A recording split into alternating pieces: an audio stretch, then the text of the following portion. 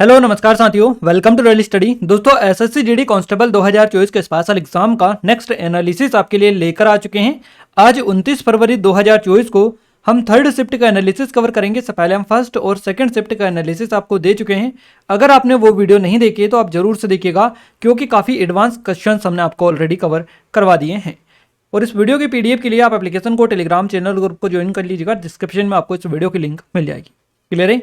इसके अलावा गाइस देखिए, आज हमें जो क्वेश्चंस मिले, काफी अच्छे खासे क्वेश्चंस हमें मिल चुके हैं। अंशुल यादव जी जो कि आगरा यूपी से हैं, लक्ष्मीकांत पटेल जी जो कि दमोह एमपी से हैं, नेपाल सिंह जी मंदसौर एमपी से हैं, लक्ष्मण जी जो कि नागौर राजस्थान से हैं, और नकुल सिंह जी जो कि अमरोहा यूपी से हैं। तो इन सभी ने काफ़ी अच्छी तरीके से क्वेश्चंस बताए, यहाँ तक कि इन्होंने पूरे के पूरे एग्जैक्ट और 100% ऑथेंटिक जो क्वेश्चन आपके एग्जाम में पूछे गए, रियल क्वेश्चंस, वो बता दिए हैं। और पूरे हम आपको लेकर आ चुके हैं आप सभी के लिए। आपको यहाँ पर पूरे एक एक क्वेश्चन डिटेल में डिस्कस कराएंगे।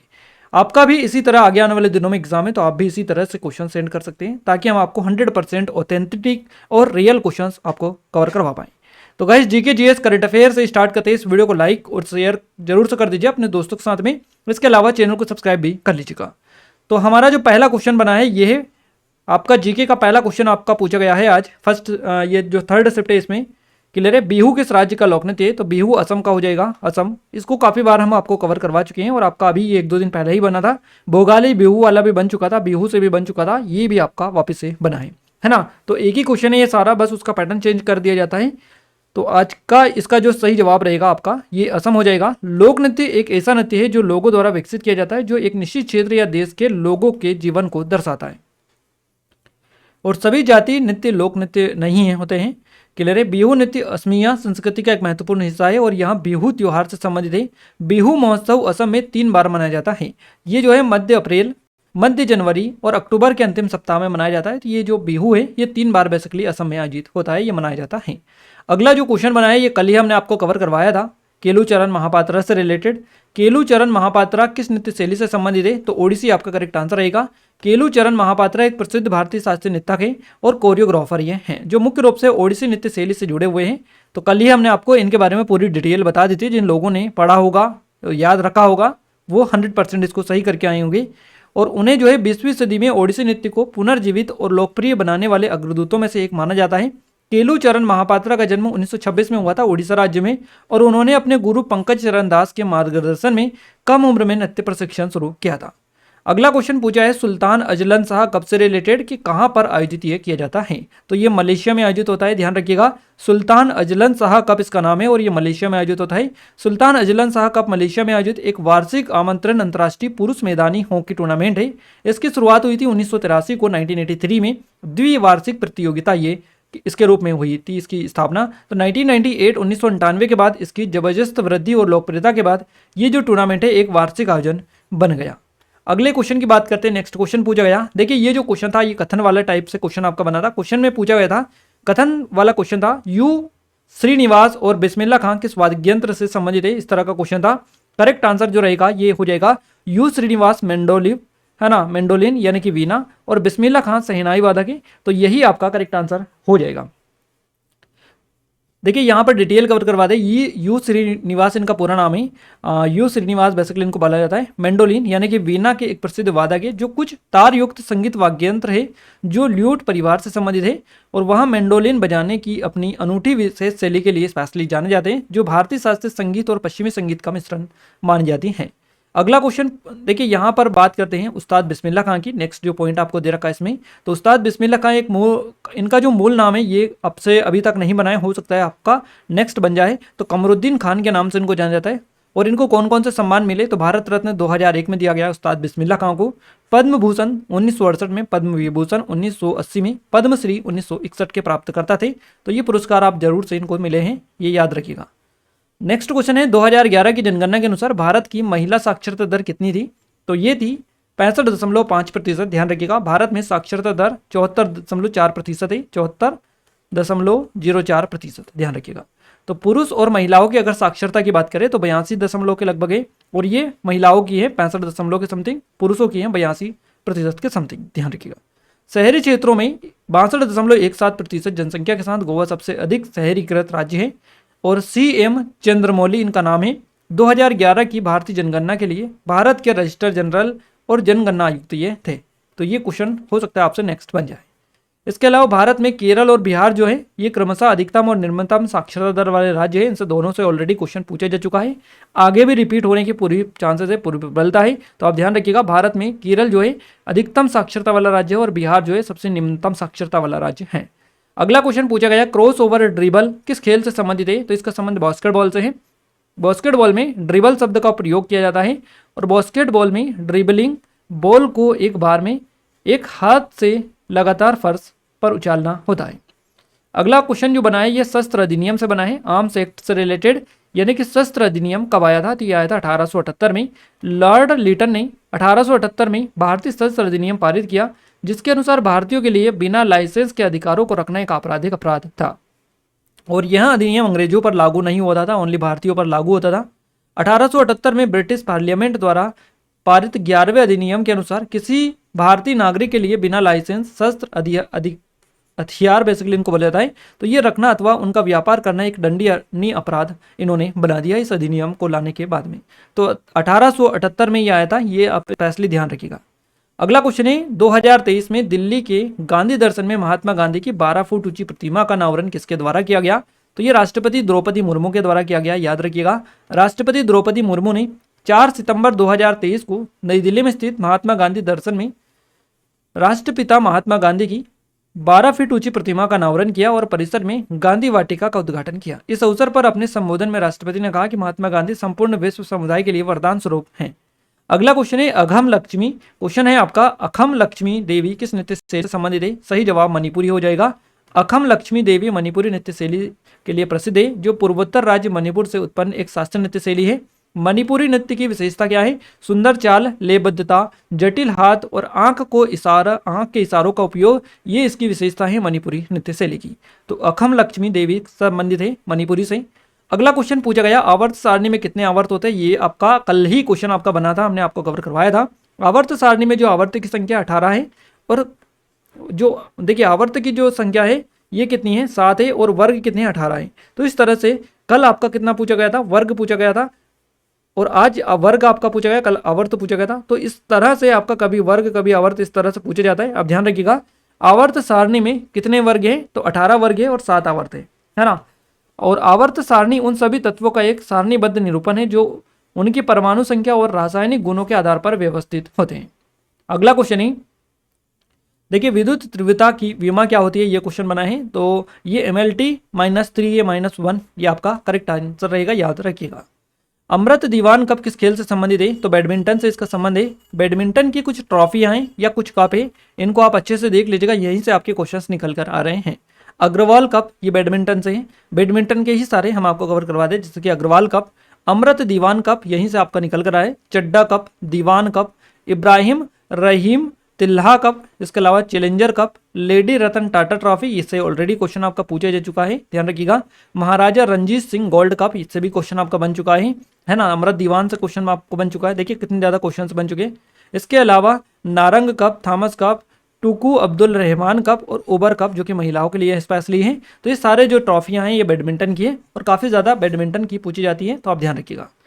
अगला क्वेश्चन पूछा गया, हैंडबॉल खेल कितने समय का होता है? तो ये प्रत्येक 30 मिनट के 2 इसमें हाफ होते हैं। हैंडबॉल 7 खिलाड़ियों की 2 टीमें या टीमों, 6 आउट खिलाड़ी और 1 गोलकीपर के बीच खेला जाता है। इसे दूसरी टीम के गोल में फेंकने के उद्देश्य से अपने हाथों से एक गेंद को पास करके खेला जाता है। खेल का उद्देश्य गेंद को प्रतिद्वंदी के गोल में फेंकना होता है। हैंडबॉल मैच में 30 मिनट की 2 अवधि होती है, जो टीम अधिक गोल करती है वहाँ बेसिकली जीत जाती है। अगला क्वेश्चन है, संसद के पास कितने स्थायी विधायी सदन है? तो संसद के पास में जो विधायी सदन है इनकी संख्या 2 है। संसद भारत का सर्वोच्च विधायी निकाय है और भारतीय संसद में राष्ट्रपति तथा 2 सदन है, राज्यसभा यानी राज्यों की परिषद एवं लोकसभा लोगों का सदन यह होता है। अगला क्वेश्चन है, किस मंत्रालय ने गीता प्रेस को गांधी शांति पुरस्कार दिया? इस तरह से क्वेश्चन बनाए कि किस मंत्रालय ने गीता प्रेस गोरखपुर को गांधी शांति पुरस्कार से सम्मानित किया या दिया है? तो संस्कृति मंत्रालय के द्वारा यह दिया गया है। गीता प्रेस गोरखपुर को वर्ष 2021 के गांधी शांति पुरस्कार से सम्मानित किया गया है। 1923 में स्थापित किया गया था गीता प्रेस गोरखपुर, है ना। गीता प्रेस दुनिया की सबसे बड़े प्रशासकों में से एक है, जिसने 14 भाषाओं में 41.7 करोड़ पुस्तकें प्रकाशित की है। ध्यान रखिएगा, ये छोटा मोटा अंक नहीं है। 41.7 करोड़ पुस्तकें प्रकाशित की हैं 14 भाषाओं में, जिनमें 16.21 करोड़ श्रीमद् भागवत गीता भी शामिल हैं। ध्यान रखिएगा, संस्था ने राजस्व सृजन के लिए अपने प्रकाशनों से कभी भी विज्ञापन पर भरोसा नहीं किया, है ना। तो ये 16.21 करोड़ श्रीमद् भागवत गीता या ना श्रीमद् भागवत गीता भी शामिल है इसमें। इतने इसने जो है प्रकाशित की है श्रीमद् भागवत गीता को। आइए नेक्स्ट क्वेश्चन की बात करते हैं। अगला क्वेश्चन है यूएनआर का फुल फॉर्म पूछा है। अब यहाँ पर दो वर्ड हमें मिले, एक तो यूएनआर और एक आपको मिला है यूआरपी। अब इन दोनों में से एग्जैक्ट पता नहीं है कौन सा आया था, दोनों हमने इसीलिए डाल दिए हैं। आप थोड़ा सा बताइएगा कि क्या क्या किस तरह से ऑप्शंस आपको मिले हैं। यूआरपी का होता है यूनिफॉर्म रिकॉल पीरियड, ध्यान रखिएगा। अगला क्वेश्चन है मोडेरा नृत्य किस राज्य का है, तो ये गुजरात का। मोडेरा जो नृत्य है या महोत्सव है, नृत्य महोत्सव गुजरात सरकार द्वारा गुजरात के मेहसाना जिले में आयोजित किया जाता है। और मोडेरा भारत के गुजरात राज्य में मेहसाना जिले में स्थित एक गांव है। क्लियर है। मोडेरा सूर्य मंदिर के लिए स्पेशली जाना जाता है।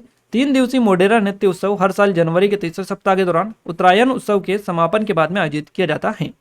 अगला जो क्वेश्चन बना है ये बना है भारत में हरित क्रांति कब शुरू हुई थी, तो 1965-66 में शुरू हुई थी भारत में हरित क्रांति। पंजाब में 1960 के दशक के अंत में हरित क्रांति की शुरुआत हुई थी। वैज्ञानिक MS स्वामीनाथन हरित क्रांति के जनक है और भारत में इनको बेसिकली बोला जाता है। नॉर्मन बोरलॉग जो है इनको विश्व लेवल पर हरित क्रांति के जनक कहा जाता है।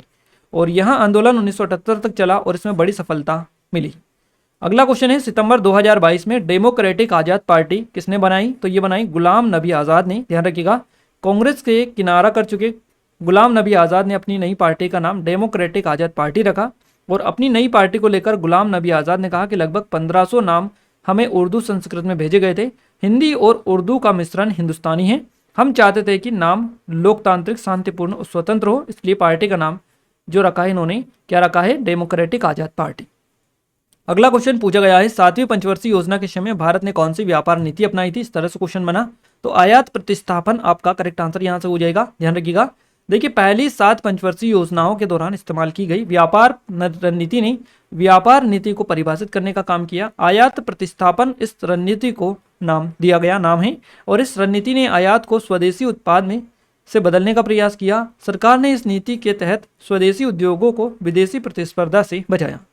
अगला जो क्वेश्चन बना है ये रीजनिंग में बना है आपका जीके वाला, तो आप ध्यान रखिएगा रीजनिंग में इस तरह के क्वेश्चंस बन रहे हैं आपके जीके के, तो आपको याद रखना है। फ्रांस की राजधानी कौन सी है, तो पेरिस हो जाएगी। फ्रांस के राष्ट्रपति इमैनुअल मैक्रोन हो जाएगा, इमैनुअल मैक्रोन।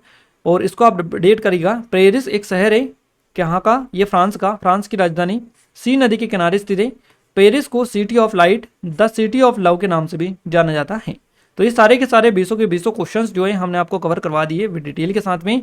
अब यहाँ से आपका एक सिंगल क्वेश्चंस भी अगर आपको थोड़ा सा पैटर्न चेंज लगे तो आप कमेंट में कमेंट करके जरूर से बता दीजिएगा कि क्या एग्जैक्ट पैटर्न था। SSC JD की हमारी स्पेशल टेस्ट सीरीज है गाइस, अगर आपने इनरोल नहीं किया है तो कर लीजिएगा, डिस्क्रिप्शन में लिंक आपको मिल जाएगी। आपका भी आने वाले दिनों में एग्जाम है तो इन नंबर पर अपने क्वेश्चन जरूर से अपडेट करें ताकि हम आपको 100% सटीक एनालिसिस दे पाएं। देखिए हिंदी की बात कर लेते हैं। हिंदी का पहला क्वेश्चन बना है शासन की शुद्ध वर्तनी कौन सा है, तो शासन इस तरह से लिखा जाता है। अमृत का पर्यायवाची आपसे पूछा है पीयूष, मधु, सुधा, जीवनोदक, इसके अलावा सोम, अमीय इसको कहा जाता है सुरभोग, देवानंद, सुबह और देवाहार, ये सारे जो है अमृत के पर्यायवाची हैं। कनिष्ठ का विलोम पूछा है तो वरिष्ठ या ज्येष्ठ होता है। अमृत का तद्भव अमीय होता है। इसके अलावा इनमें से कौन सा पुल्लिंग है, इस तरह से एग्जैक्ट वर्ड हमें नहीं मिला यहाँ पर। डामाडोल होना मुहावरे का क्या अर्थ है, तो अस्थिर होना, है ना। तू मैं करना, इसका क्या अर्थ होता है, लड़ाई करना, लड़ाई या झगड़ा करना, इसका अर्थ होता है। सामाजिक प्राणी से संबंधित एक गद्यांश आया था जिसमें 5 क्वेश्चन आपके बने थे।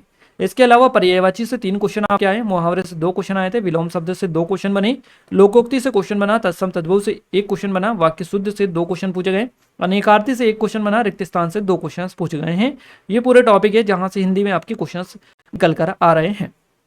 मैथ्स में ये क्वेश्चन बना किसी खिलाड़ी का 6 मैचों में औसत 37 है, औसत 40 करने के लिए अगले मैच में उसे कितने रन बनाने होंगे, इस तरह से ये क्वेश्चन आपका बना था, है ना। SICI से 2 क्वेश्चन बने, नंबर सिस्टम से 3 क्वेश्चन बने, सरलीकरण से 2 क्वेश्चन, 2D 3D मेंसुरेशन से 2 क्वेश्चन, प्रतिशत से 2 क्वेश्चन आपके पूछे, लाभहानि से 3 क्वेश्चन, समय कार्य से 2 क्वेश्चन बने। इसके अलावा रेलगाड़ी से 1 क्वेश्चन था, चाल दूरी से 1 क्वेश्चन, LCM SCF से क्वेश्चन है, अनुपात से 1 क्वेश्चन, आयु से क्वेश्चन आपका बना है और विभाजित वाले क्वेश्चंस भी बने, औसत से 2 क्वेश्चन आपके पूछे गए। तो ये सारे जो क्वेश्चन है आपके एग्जाम में पूछे गए, जो हमने आपको बताए हैं एज इट इज आपके एग्जाम में यही टॉपिक आपको देखने को मिले। रीजनिंग में सिटिंग अरेंजमेंट से 2 क्वेश्चंस बनाए, पजल से 2 क्वेश्चन, कोडिंग डिकोडिंग से 3 क्वेश्चन पूछे गए, रक्त संबंध से 1 क्वेश्चन था, पेपर कटिंग से 1 क्वेश्चन, मिरर इमेज से 1 क्वेश्चन, दिशा निर्देशन से 1 क्वेश्चन आया, पांच से 1 क्वेश्चन था, अल्फाबेट सी से 1 क्वेश्चन, कथन निष्कर्ष से 1 क्वेश्चन, इसके अलावा आकृति से 3 क्वेश्चन बने, लुप्त संख्या से 1 क्वेश्चन था, नंबर सीरीज से 2 क्वेश्चन पूछे गए।